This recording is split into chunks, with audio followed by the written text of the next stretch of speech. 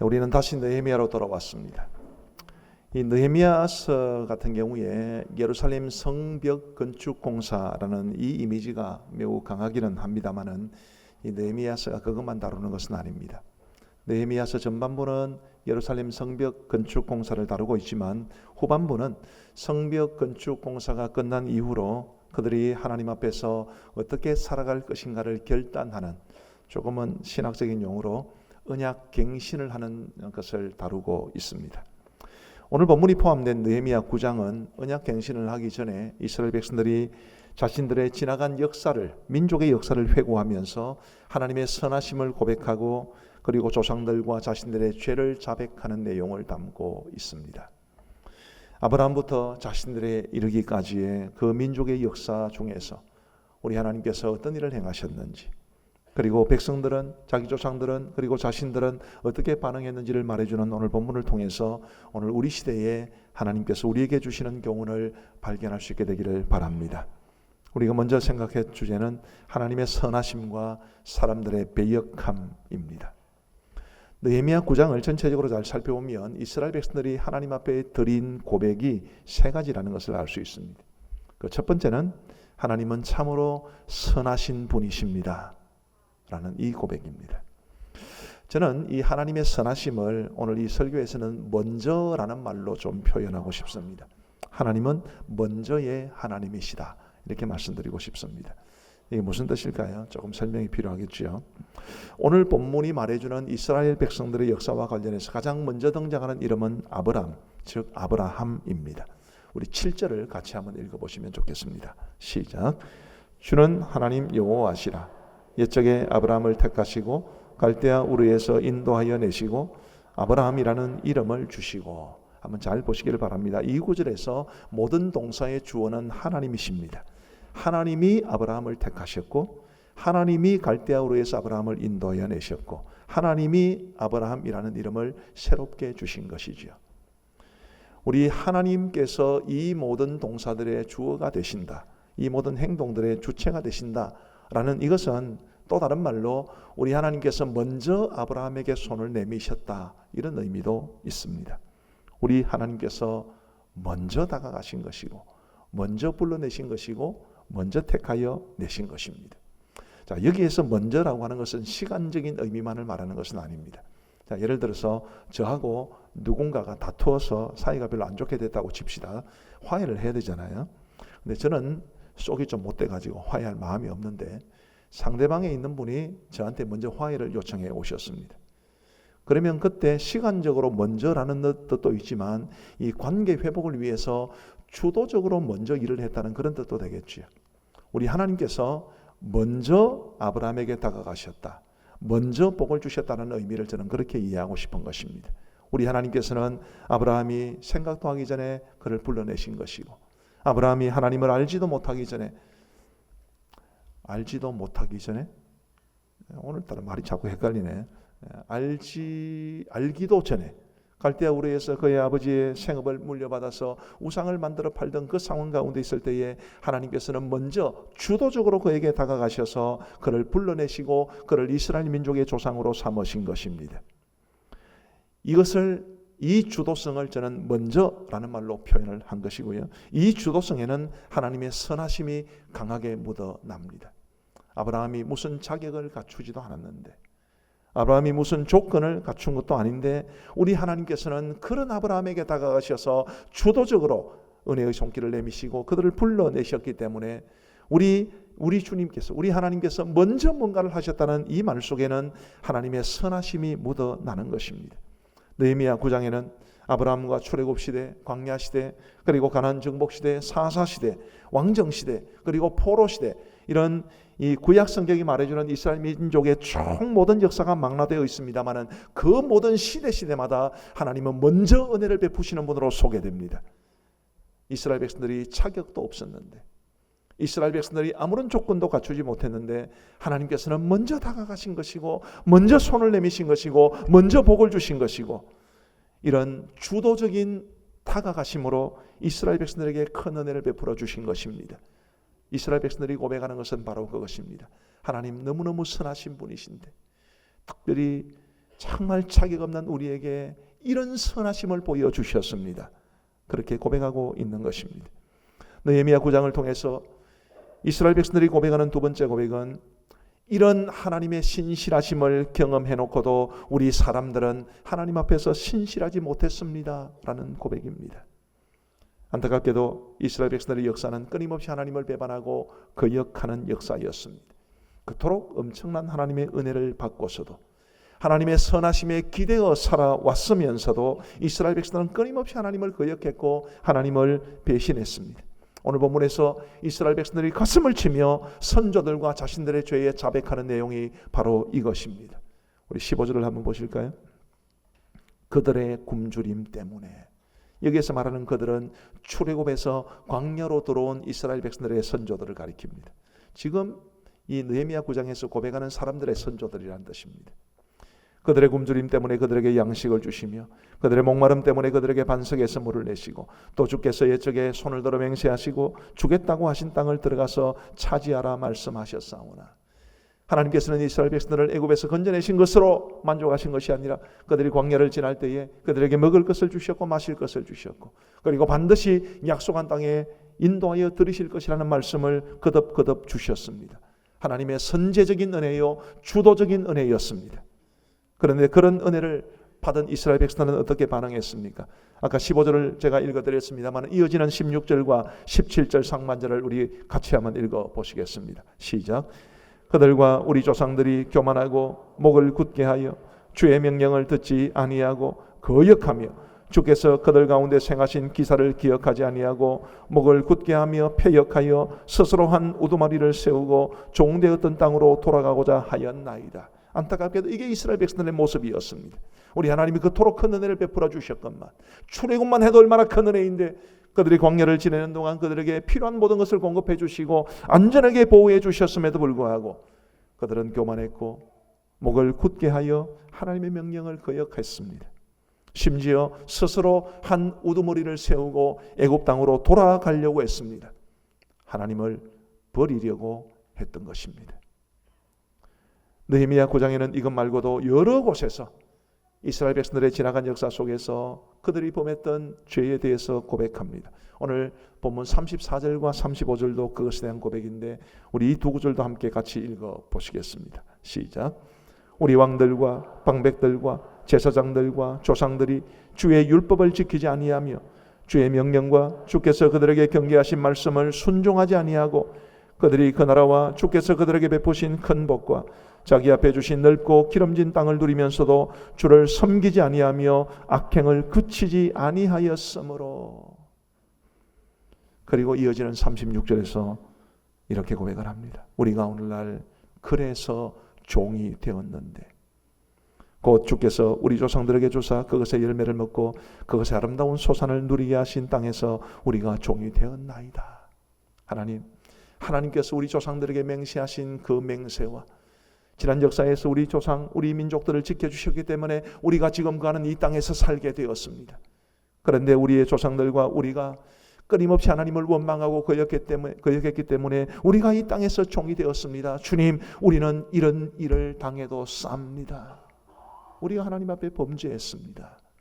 그런 고백을 그들은 하고 있는 것입니다. 안타깝게도 이스라엘 백성들의 역사는 늘 이랬습니다. 선하신 하나님께서는 그들을 은혜로 대해 주셨지만 그들은 끊임없이 하나님을 거역하고 불순종하며 악을 행했습니다. 그것이 이스라엘 백성들의 역사였고 우리 역시 그들에 비해 별로 나아 보이지 않습니다. 하나님은 항상 사람들을 선하게 대하셨지만 사람들은 그 신실하신 하나님 앞에 신실하지 못했다. 하나님은 우리를 너무나 선하게 대해주셨지만 우리는 하나님 앞에 신실하지 못했던 그런 역사를 말해주고 있습니다. 느헤미야 9장을 통해서 느헤미야 시대의 이스라엘 백성들이 고백하는 세 번째 고백은 그럼에도 불구하고 하나님께서는 사람들을 신실하게 대해주셨다는 고백입니다. 우리의 선조들이 하나님의 선하심을 경험하고도 하나님 앞에 신실하지 못했는데 그럼에도 불구하고 하나님은 그들과 우리를 선하게 대해 주셨습니다. 이렇게 고백하고 있는 것입니다. 17절 하반절 우리 같이 한번 읽어보시겠습니다. 시작. 그러나 주께서는 용서하시는 하나님이시라. 은혜로우시며 긍휼히 여기시며 더디 노하시며 인자가 풍부하심으로 그들을 버리지 아니하셨나이다. 아멘. 우리 조상들이 광야를 지내는 동안 하나님께서 그토록 놀라운 은혜를 베풀어 주셨지만 그들은 하나님 앞에 순종하지 못하고 배역했는데 하나님께서는 용서의 하나님이시며 은혜로우시며 긍휼히 여기시며 더디 노하시는 분이시기 때문에 그들을 버리지 않아 주셨습니다. 그 고백을 그들은 지금 하고 있는 것입니다. 26절부터 29절까지는 사사시대에 대한 고백입니다. 여러분, 사사시대에 이스라엘 백성들의 이 영적인 모습이 얼마나 암울했습니까? 정말 너무나 깜깜한, 이스라엘 민족의 역사상 가장 어려웠고 어두웠던 그런 시대에 있는데 그 시대에 대한 고백을 29절까지 하고 난 다음에 30절 31절에서는 이렇게 말합니다. 같이 읽겠습니다. 시작.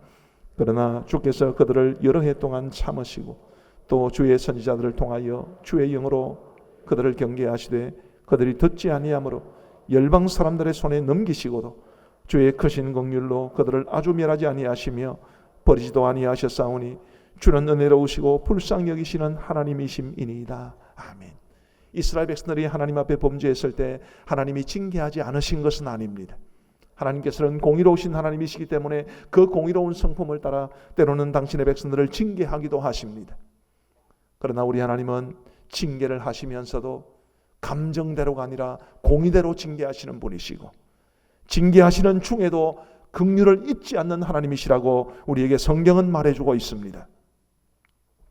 느헤미야 시대에도 이스라엘은 여전히 페르시아의 지배하에 놓인 속국이었습니다. 왜 이스라엘이 바벨론에 의해 침략을 당했습니까? 왜 예루살렘 성이 무너졌나요? 페르시아가 바벨론을 무너뜨리고 난 다음에 고대 오리엔트 지방의 동방의 패자가 되었습니다마는 그럼에도 불구하고 이 예루살렘이 페르시아에서 완전히 독립국가가 되지 못한 이유가 무엇입니까? 그들이 범죄했기 때문이고 하나님께서 그들을 징계하셨기 때문입니다. 그 모든 것을 알고 있는 이스라엘 백성들이 33절에서 그들은 이렇게 말합니다. 같이 한번 읽겠습니다. 시작. 그러나 우리가 당한 모든 일에 주는 공의로우시니 우리는 악을 행하였사오나 주께서는 진실하게 행하셨음이니이다. 아멘. 우리는 악을 행하였사오나 주님께서는 진실하셨습니다. 비록 우리가 우리 조상들의 죄와 우리의 죄 때문에 이렇게 어려운 상황 가운데 있지만 그러나 주님께서 진실하게 행하셨고 공의롭게 행하셨다는 것은 변함이 없습니다. 오히려 하나님께서 그 진노의 손길을 가볍게 해주셨기 때문에 우리가 이만큼이라도 살아가고 있는 것입니다. 그들이 지금 고백하는 것은 이것입니다. 하나님의 선하심을 경험했음에도 불구하고 하나님 앞에 신실하지 못했던 사람들이었지만 하나님은 그런 중에도 그들을 향한 선하심의 손길을 거두지 않으셨습니다.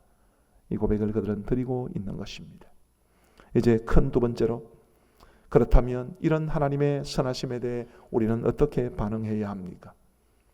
저는 지금까지 느헤미야 시대의 이스라엘 백성들이 민족의 역사를 회고하면서 세 가지를 고백했다고 말씀을 드렸습니다. 첫째로는 하나님께서는 먼저의 하나님으로서 주도적으로 찾아오셨고 자격 없고 조건 없는 그들에게 놀라운 은혜를 베풀어 주시는 선하신 하나님이셨다고 고백했다고 했습니다.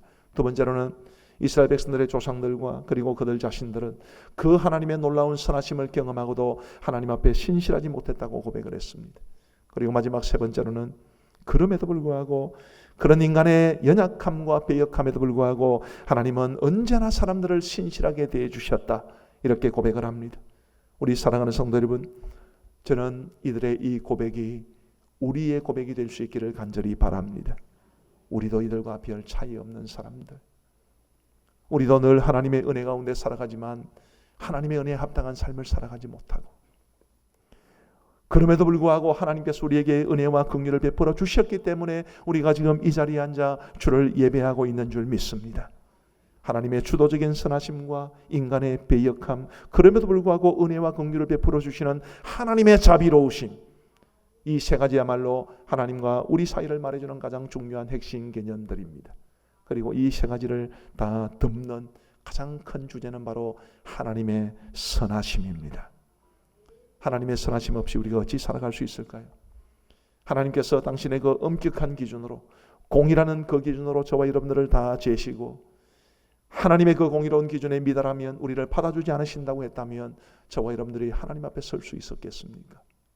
우리는 오늘도 하나님의 선하심을 의지하며 살아가고 있습니다.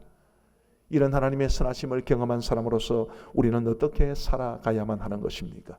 세 가지를 말씀드리겠습니다. 먼저는 우리 하나님의 선하심에 대해 감사할 수 있게 되기를 간절히 소원합니다. 하나님의 선하심을 경험했다면 그 하나님의 선하심에 대해서 우리가 가장 먼저, 가장 우선적으로 해야 할 일은 바로 감사입니다. 하나님께서는 먼저의 하나님으로서 우리에게 주도적으로 은혜를 베풀어 주셨다고 말씀을 드렸는데 정말 그렇지 않습니까? 하나님은 자격 없는 우리를 먼저 아셨고, 우리가 하나님을 찾기 전에 먼저 우리를 찾아주셨고, 우리가 하나님을 사랑하는 것과는 비교할 수 없을 만큼 우리를 사랑해 주셨습니다. 내가 건강할 때에도, 연약할 때에도, 내가 믿음으로 바르게 살아갈 때도, 실수하여 넘어질 때도 하나님이 우리를 참으로 선하게 대해주셨다는 사실을 저와 여러분들이 믿음으로 고백할 수 있게 되기를 간절히 소원합니다. 사도 바울은 에베소서에서 하나님을 어떤 분으로 고백했느냐 하면 이렇게 고백을 했습니다. 우리 가운데서 역사하시는 능력대로 우리가 구하거나 생각하는 모든 것에 더 넘치도록 능히 하실 이, 우리 하나님을 이렇게 고백을 했습니다. 저는 이것이 바로 하나님의 선하심에 대한 고백이라고 믿습니다. 내가 구하거나 생각하는 모든 것에 넘치도록 능히 부어주시리. 내가 하는 짓거리에 비하면 너무나 큰 은혜를 베풀어 주시는 우리 하나님, 그 하나님의 선하심이 있기 때문에 오늘 저와 여러분들이 살아가고 있는 것 아니겠습니까? 그러면 감사하셔야죠. 오늘 우리 시대의 안타까움 중 하나는 감사를 잃어가고 있다는 것입니다. 여러분 잠시 한번 생각해 보시죠. 지난 한 주간 동안 여러분 입에서 주님 감사합니다, 이런 고백 얼마나 많이 하셨습니까? 오늘이 벌써 9월의 마지막 주일인데 올해가 시작된 이후로 지난 9개월 동안 여러분 감사한 감 얼마나 들으셨습니까? 우리가 너무 감사하지 않는다고 생각하지 않으십니까? 우리 사랑하는 성도 여러분, 부디 감사가 풍성할 수 있게 되기를 간절히 원합니다. 하나님의 선하심을 경험했으면 감사하는 게 도리지요. 사람의 도움과 은혜를 입고도 감사해야 되는데 우리 하나님의 그 엄청난 선하심을 경험하며 살아가는 우리가 감사하지 못하는 것은 너무나 안타까운 일입니다. 저는 지금 여러분들에게 지갑에서 돈 뻘가내려고 이런 말씀을 드리는 게 아닙니다. 우리의 입술로 하나님을 감사해야 되고, 우리가 기도하면서 하나님 앞에 감사해야 되고, 찬양하면서 하나님 앞에 감사해야 되고, 우리의 한 발자국 한 발자국이 감사로 묻어나는 아름다운 발자국이 될 수 있게 되기를 바라는 마음 간절합니다. 그리고 그런 가운데 하나님 앞에 풍성한 감사의 헌금을 드리면서 우리 하나님께서 우리에게 주시는 그 선하심을 더 아름답고 더 풍성하게 경험하며 살아갈 수 있게 되기를 주의 이름으로 축복합니다. 다음으로는 하나님의 선하심에 합당한 삶을 살기로 결단할 수 있게 되기를 바랍니다. 설교의 서론에서 말씀드린 것처럼 오늘 본문 이후로는 언약을 갱신하는 것에 대한 말씀이 이어집니다. 우리 오늘 마지막 말씀이었죠. 38절 말씀 같이 한번 읽어보시겠습니다. 시작.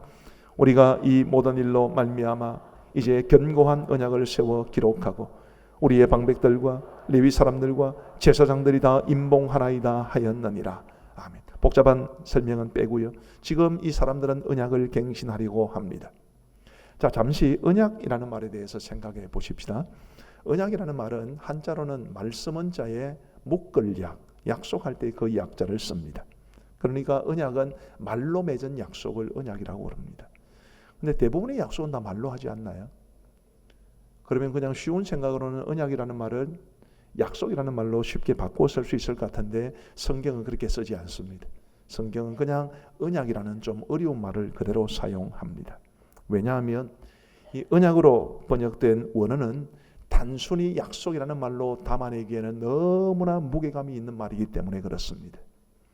언약을 우리식으로 말씀을 드리면 언약은 생명을 걸고 지켜야 할 약속, 그런 정도로 번역될 수 있는 말입니다.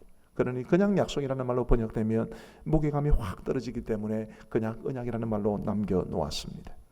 지금 이스라엘 백성들이 언약을 갱신한다는 것은 앞으로 남은 생애 동안 생명을 걸고 지킬 그 약속을 지금 하나님 앞에 드리고 있는 것입니다. 그 구체적인 내용에 대해서는 다음에 계속해서 이어지겠습니다마는 우리 하나님의 선하심을 경험한 사람으로서 그 선하심에 합당한 삶을 살아가기 위해 그들은 생명을 걸고 지켜야 할 소중한 약속을 하나님 앞에 드리고 있는 것입니다. 우리 성도 여러분, 우리도 그럴 수 있게 되기를 간절히 소원합니다. 우리도 하나님의 선하심으로 인해 지금까지 은혜 가운데 살아오고 있지 않습니까?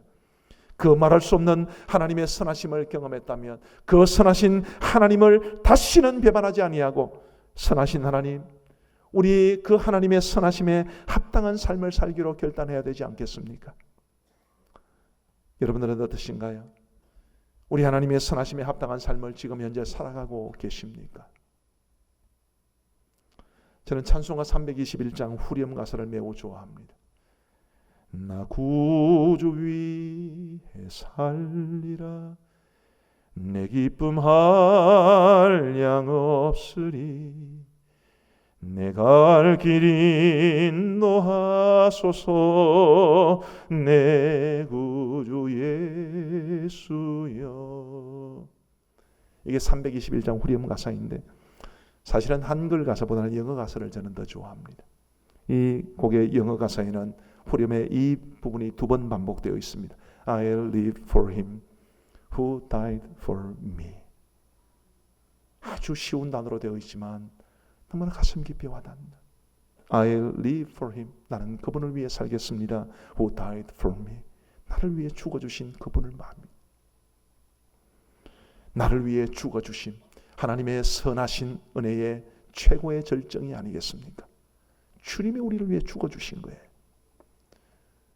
그 선하심을 경험함으로 하나님의 자녀가 되었고 그 선하심 가운데 살아가고 있는 우리가 이제는 I live for him. 내가 그분을 위해 살겠습니다.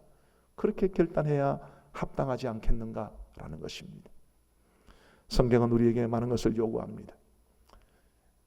하나님의 자녀가 되는 데는 오직 믿음밖에 요구하지 않지만 믿음 이후에는 우리에게 많은 것을 요구하십니다. 하나님을 사랑해라, 이웃을 사랑해라, 예배를 드려라, 섬겨라, 복음을 전해라, 착하게 살아라, 10, 20, 50 예배 캠페인에 참여 좀 해라. 뭐 이런 이야기들을 우리 하나님께서는 성경을 통해서 굉장히 많이 요구하십니다. 여러분, 이런 요구에 우리 어떻게 반응해야 되나요? 나와 아무 관계 없는 것처럼 그렇게 반응하십니까? 아니면 정말 어쩔 수 없이 장로니까, 장립집사니까, 권사니까, 사람들 눈치 보이니까 그래서 어쩔 수 없이 오십니까? 아니요. 그러지 마시기를 바랍니다. 하나님의 선하심에 합당한 삶을 살기로 결단하면 우리 하나님께서 요구하시는 대로 순종하기가 수월해집니다. 왜요? I'll live for him who died for me. 내가 나를 위해 죽어주신 그분을 위해 살겠노라고 결단한다는 것은 내 삶의 주인이 바뀌는 것을 뜻하는 것이니까. 내 삶의 주인 되신 주님이 원하시는 것 기쁨으로 감당할 수 있지 않겠습니까? 억지로 나오는 예배가 아니라 기쁨으로 나오는 예배가 되어야 하고, 억지로 어쩔 수 없이 기도하는 것이 아니라 나와 정말 깊은 관계를 맺기를 원하시는 그 하나님 앞에 홀로 가만히 나아가서 기도하는 그것이 얼마나 기쁨이 되어야 되겠습니까? 우리 사랑하는 성도 여러분, 부디 오늘 본문에 나오는 이스라엘 백성들처럼 우리 모두 하나님의 경험을, 하나님의 선하심을 경험했다면 우리 모두 그 하나님의 선하심에 대해서 합당한 삶을 살기로 결단할 수 있게 되기를 주의 이름으로 축복합니다. 마지막으로 우리는 하나님의 선하심을 우리의 성품으로 담아내어야만 합니다. 우리는 하나님의 선하심으로 인해 살아가고 있다고 말씀을 드렸습니다.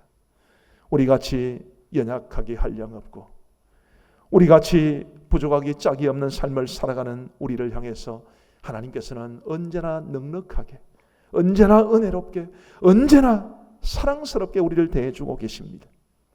그런데 안타깝게도 하나님은 그처럼 선하신데 우리는 얼마나 악한지, 하나님은 얼마나 은혜가 풍성하신 분인데 우리는 얼마나 완고한지, 하나님은 얼마나 우리에게 오래 참아주시는데 우리는 얼마나 속이 좁고 옹졸한지, 우리의 이런 모습을 우리 하나님께서 어떻게 보실까 싶은 생각을 가질 때가 참 많습니다. 역지사지라는 말이 있죠. 제가 최근에 누군가로부터 이 역지사지라는 말에 대해서 새로운 해석을 듣게 되었습니다. 원래 역지사지가 무슨 뜻인가요? 처지를 바꾸어서 생각해 본다, 이런 뜻인데 역지사지에 대한 새로운 해석은 이렇습니다. 역지, 역으로 지랄을 당해봐야 사지, 지 지랄을 안다. 굉장히 좋은 말 같아요. 왜 그렇게 살아갈까요? 왜 다른 사람들을 좀 넉넉하게 품어주지 못하고 성질 부리고, 이 지랄이라는 말이 참 덕스럽지 못하는 말입니다만 입에 착 감기는 맛은 있는 것 같습니다. 왜 그렇게 살아가는지, 왜 우리는 사람들을 좀 더 너그럽게 품지 못하는지, 왜 우리는 하나님의 선하심을 우리의 성품으로 담아내지 못하는지 안타깝고 죄송한 마음 참 많습니다. 우리는 좀 더 마음이 넓어져야 합니다. 우리는 사람들을 용서하고 이해하고 품어주고 관용을 베풀어야 합니다.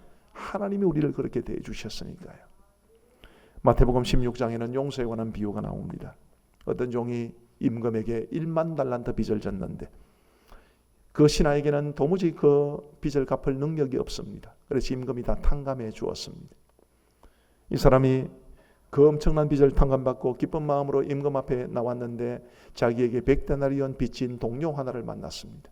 그 사람도 그것을 갚을 능력이 없었습니다. 그런데 이 사람은 자신의 동료, 자신에게 100데나리온 빚진 그 사람을 용서하지 못하고 감옥에 쳐넣어 버렸습니다. 1만 달란트 빚을 탕감받은 사람이 100데나리온 빚을 용서하지 못해 감옥에 쳐넣은 것입니다. 1만 달란트와 100데나리온은 비율로 60만 대 1입니다. 60만 원의 빚을 탕감받은 사람이 1원의 빚을 용서하지 못하는 것이고 600만 원의 빚을 탕감받은 사람이 10원 하나 용서하지 못하는 것이고 6천만 원의 돈을 탕감받은 사람이 100원짜리 하나 용서하지 못하는 그런 모습으로 살아가고 있다고 우리 예수님께서는 이 비유로 말씀해 주시는 것입니다.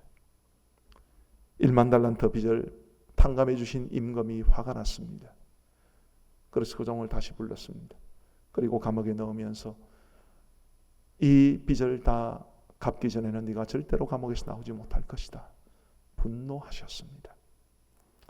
우리 사랑하는 성도 여러분,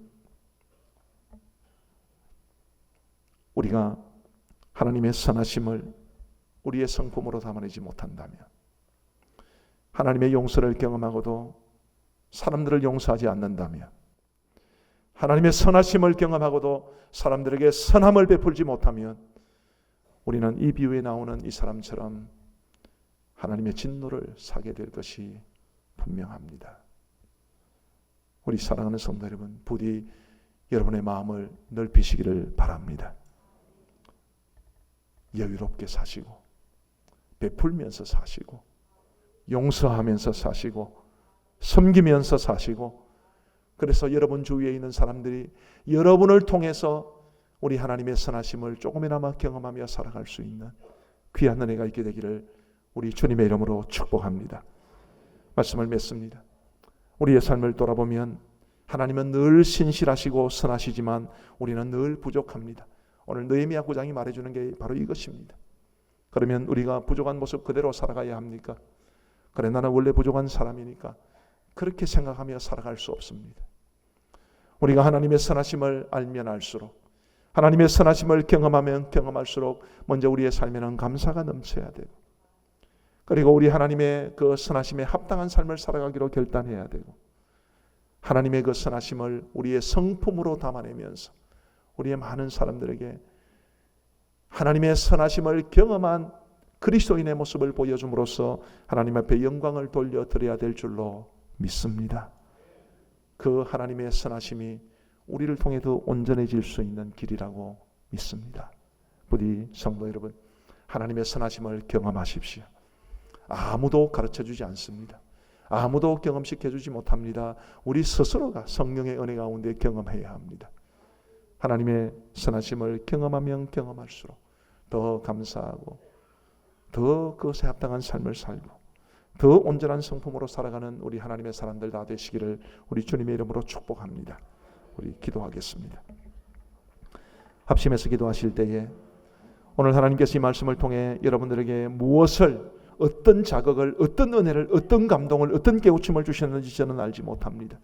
부디 하나님께서 성령을 통하여 여러분들의 마음속에 들려주신 그 음성을 붙잡고 기도할 수 있게 되기를 바랍니다. 하나님, 제게 오늘 이런 은혜를 주셨습니다. 이런 감동을 주셨습니다. 이렇게 살아서는 안 되겠다는 도전도 주셨습니다. 하나님, 이 말씀을 그저 들은 데서 그치지 않게 하시고, 그저 이 말씀으로 마음에 조금 감동을 받은 것으로 그치지 아니하고, 주님 말씀 붙잡고 살아가게 하여 주옵소서. 우리 함께 기도하시겠습니다.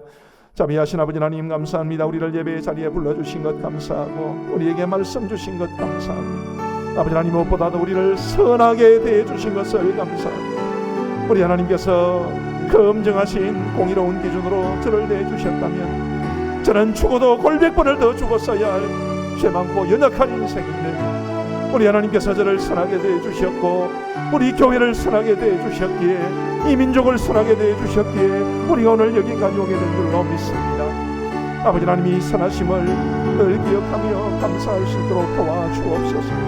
아버지 하나님, 만입이 내게 있어도 어찌 하나님의 그 선하심을 다 온전한 마음으로 감사할 수 있겠습니까마는, 하루하루 내게 주어진 이 삶을 살아가면서 늘 감사하게 하시고, 늘 하나님 앞에 감사의 고백으로 영광 돌려드릴 수 있도록 인도하여 주옵소서.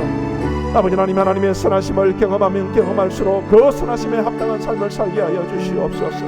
주께서 날 위해 베푸신 그 선하심의 가치를 깨달을수록 아버지 하나님 기뻐하시는 아름다운 삶으로 영광 돌려드리게 하여 주시고, 무엇보다도 주님 하나님의 선하심을 나의 성품으로 담아낼 수 있도록 도와주셔서 내 주위에 있는 사람들이 하나님의 선하심을 나를 통해 경험할 수 있도록 우리 주님 도와주옵소서. 아버지 하나님, 이번 한 주간 우리 모든 성도들의 삶을 붙잡아 주시고 평강 가운데 인도하시고 주의 사랑과 정령 가득한 성도들의 삶이 될 수 있도록 도와주옵소서. 우리 공동의 기도문을 함께 읽으며 기도하겠습니다. 사실은 이 공동의 기도문에, 그리고 우리가 나중에 마치고 부를 그 마지막 찬송에도 오늘 설교의 주제가 다 있는 것 같습니다. 하나님의 선하심도, 그 하나님의 선하심을 받은 우리가 어떻게 살아가야 할지도 우리 이 기도의 내용을 깊이 생각하며 읽으며 기도하시겠습니다. 하나님 아버지, 우리에게 새로운 한 주를 주심을 감사합니다. 이번 한 주도 하나님의 은혜와 성령의 도우심을 붙잡고 살게 하옵소서. 하나님이 맡기신 사명을 위해 살게 하옵소서. 먹든지 마시든지 무엇을 하든지 하나님 영광 위해 살게 하옵소서. 모든 걱정과 염려는 주께 맡기고 하나님의 평강을 누리게 하옵소서. 모든 사람들을 착하게 대하게 하시고 주위 사람들에게 선한 영향을 끼치는 빛과 소금의 삶을 살게 하옵소서. 사랑하며 섬기고 용서하며 관용을 베풀게 하옵소서.